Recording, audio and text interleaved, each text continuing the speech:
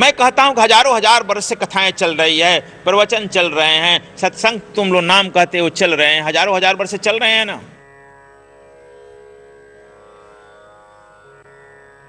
रामलीला हजारों वर्ष गांव गांव हो रहा है, एक राम नहीं बन पाया आज तक।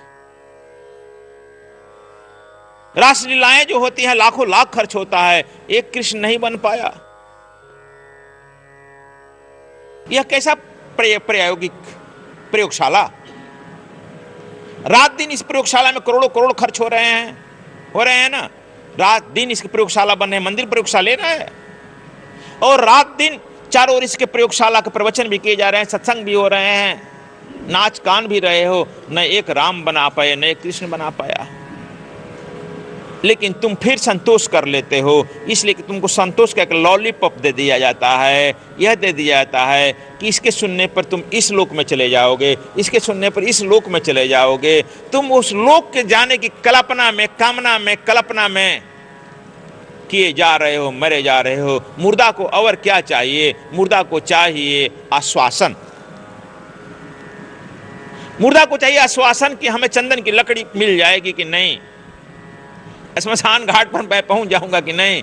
मुर्दा को क्या चाहिए? मुर्दा को चाहिए आश्वासन कि हमारी कब्र बन जाएगी कि नहीं, हमारी समाधि बन जाएगी कि नहीं, हमारी समाधि यदि बन गई तो उसमें फूल माला चढ़ जाएंगे कि नहीं, चंदन की लकड़ी मिल जाएगी कि नहीं। आश्वासन, और यह आश्वासन तुम्हें निरंतर से मिलते आ रहा है, बरसों बरस से मिलते आ रहा है। कृष्ण को गए 5000 बरस हुआ, और राम को तो गए हजारों बरस हुआ, लेकिन तब से तुम लोग करते आ रहे हो। एक व्यक्ति रामत्व को उपलब्ध नहीं हुआ, एक व्यक्ति कृष्णत्व को उपलब्ध नहीं हुआ, और न ही इस दुनिया का कोई। जितना ही कर रहे हो, दुनिया में देख रहे हो कि पापाचार, व्यभिचार, भ्रष्टाचार और बढ़ते ही जा रहा है। आखिर यह कैसा प्रयोग?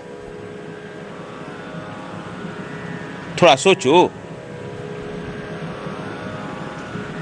जितना तुम्हारा शिक्षा का स्तर बढ़ा है, उतना और बढ़ते ही जा रहा है। एक ही प्रयोग इसमें उतर सकता है। कानून बनाने से भी नहीं काम चलेगा, चाहे 1000 कानून बना लो, उससे भ्रष्टाचार बंद होगा? तिलक विरोधी कानून बना है, तिलक बंद हो गया। डकैती विरोधी भी कानून बना है, टाडा बना है, हत्या विरोधी भी बना है कानून, क्या डकैती हत्याएं बंद हो गई? कानून कभी किसी चीज को बंद नहीं कर सकता है बंधुओं, यह बंद करेगा तुम्हारी नैतिकता।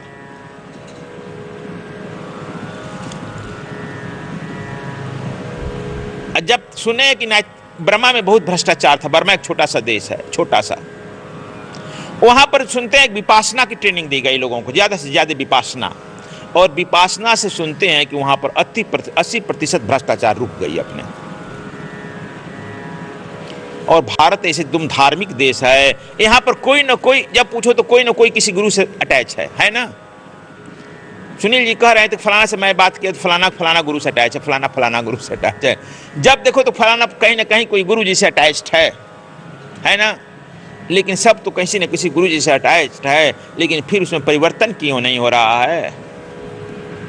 परिवर्तन इसीलिए नहीं हो रहा है, उसको स्वर विद्या नहीं दिया जा रहा है, स्वर योग नहीं दिया जा रहा है, और अपने आत्म परिवर्तन की विषय नहीं दिया जा रहा है।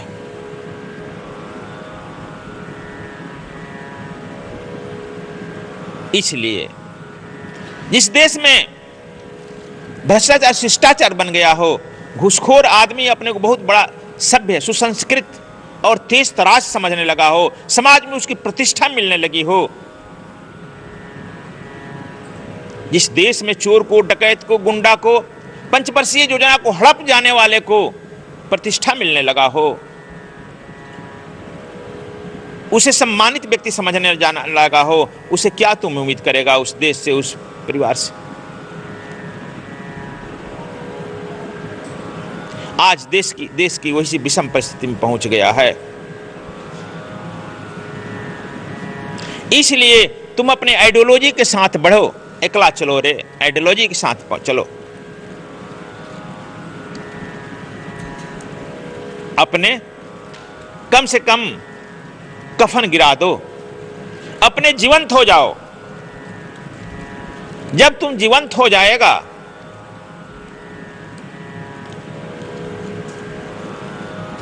तब तुम दूसरे में भी प्राण फूंक सकता है। एक मुर्दा मुर्दे में प्राण नहीं फूंकता है बंधु, एक जीवंत ही मुर्दे में प्राण फूंक सकता है। इसलिए तुम जीवंत हो जाओ। जीवंतता जब तक से नहीं आती है तब तक से तुम्हें इस योग में, ध्यान में अनवरत लगे रहना होगा। घबराओ मत। यह मत सोचो कि फलाना को यह भी हो गया, हमको नहीं हो रहा है, इसको वैसा हो गया, उसको नहीं हो रहा है। ये पेशेंस, धैर्य की जरूरत है, धैर्य की जरूरत है। यह कैसे जानता है कि वह कितने जन्म से चला है? जानता है वह कितने जन्म से चला है, वह कितने समय से चला है, तुम कम से चला है, यह आप निर्णय नहीं ले सकता है। उम्र छोटा है लेकिन कितने जन्म से चला है। उम्र ज्यादा है, तू अभी से यात्रा शुरू किया है। इसलिए धीरज धर्म मित्र नारी, आपतकाल परीक्षे चारी। इसलिए धीरज धर्म से काम लो।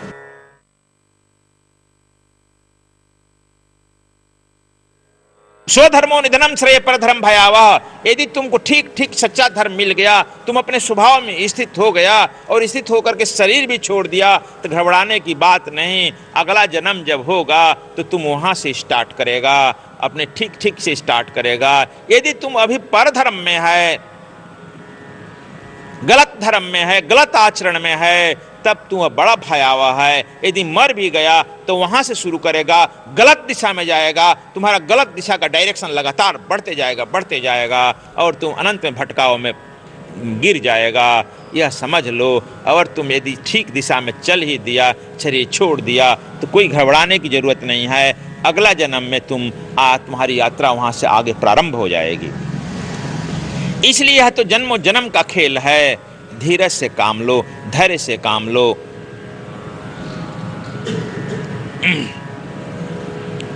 तुम लोग जानते हो, बद्रीनाथ गया होगा तो जानता है, नर और नारायण भी तपस्या किए हैं, जानता है ना। नर के रूप में ही अर्जुन का अवतरण हो रहा है और नारायण ही कृष्ण के रूप में अवतरण हो रहा है। वे भी वहां तपस्या किए हैं, ध्यान किए हैं। लेकिन दोनों ध्यान किए, दोनों सगे भाई ही थे, वहां दोनों सगे भाई हैं। लेकिन एक नारायण के रूप में लिया और एक जो है शिष्य अर्जुन के रूप में लिया। दोनों तो बराबर नहीं हुआ ना, हो तो जाना चाहिए बराबर। वहां भी दोनों सगा भाई है, यहां भी दोनों की सम उम्र है, दोनों राज परिवार में आया है, यहां तो बराबर हो जाना चाहिए था। इसलिए लेकिन गुरु से लगन कठिन मेरे भाई, लगन लगे बिन काज न सरी हैं। अर्जुन का लगन लगा है, कृष्ण से लग गया है तो निकल ही जाएगा। देखो, मैं अभी एक साइकोलॉजिस्ट की बात बता रहा हूं, अभी की बात बता रहा हूं।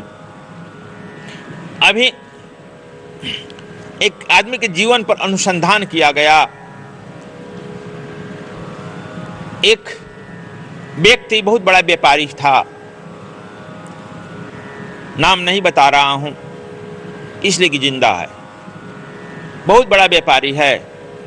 उसका जो नौकर रखा है ड्राइवर, वो भयंकर ड्रंकर है, पियक्कड़ है, सारा देश का अवगुण उसमें भरा है। लेकिन वह जो उद्योगपति है, उस ड्राइवर के बिना रह भी नहीं सकता है। उसको वह पैसा भी देता है, जाओ पियो, जाओ जो यह खाओ, जो खाना है खाओ, समझ आया। वह खाता भी है, पीता भी है, इसके पैसे ऐश भी मारता है। लेकिन इसको समझाया जाता है क्यों देता है पैसा से, उसको कहता है पता नहीं मैं क्यों देता हूं। जब दोनों का यह पिछला जन्म देखा गया, पिछले जन्म में ले गया तो देख रहा है कि पिछले जन्म का यह दोनों सगा भाई है। और पिछले जन्म में भी यह जो अभी उद्योगपति बना है, यह पुण्य आत्मा था, अच्छा काम करता था, आमदनी का अपना पैसा निकालता था, मंदिर में, मस्जिद में, गुरुद्वारा में गुरु के यहाँ पहुंचाता था। और यह पिछले जन्म में भी यह पैसा इसका चुरा करके, अपने भाई के चुरा करके ये जाकर पी आता था,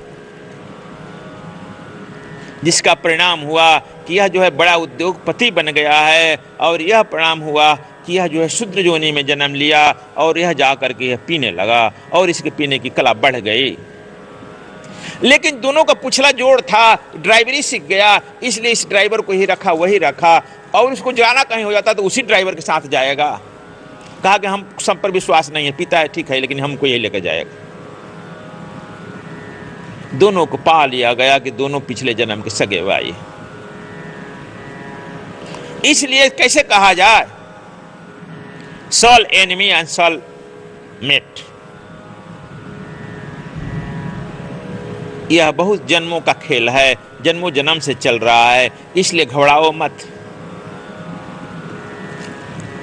लगे रहो, लेकिन अपने को सुधारो,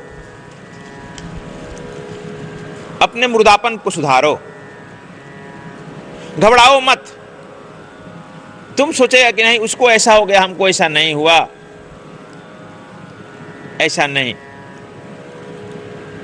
अनंत से तुम चले हो।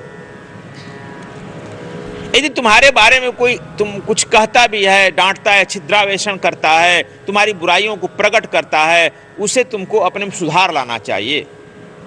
कोई तुम्हारी बुराइयों को यदि प्रकट भी करता है, शिक्षक तो इसलिए नहीं करता है कि तुमको खराब निगाह से देखने के लिए, इसलिए वह करता है कि तुम उसे सजग हो जाएगा, बच जाएगा और बाहर निकल जाएगा। डॉक्टर एक्सरे करता है किसी का और कहता है कि नहीं तुम्हारे पेट में अल्सर है, रोग है, क्या तुम्हारी बुराई करने के लिए निकालता है, शिकायत करता है,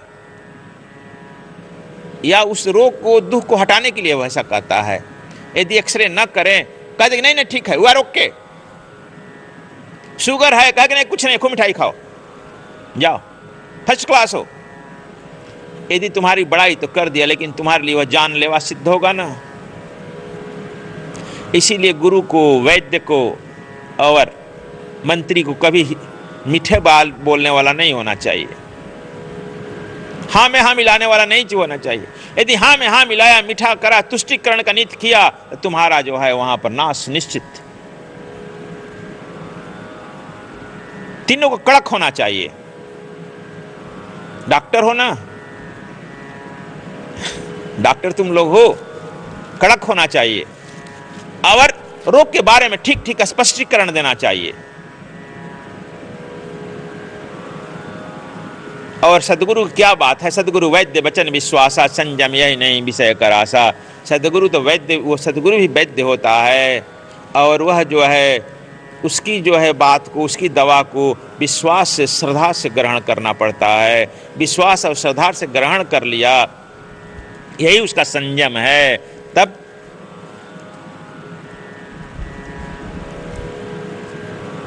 तब तुम्हारा उद्धार निश्चित है। यह डिपेंड करता है तुम्हारे ऊपर।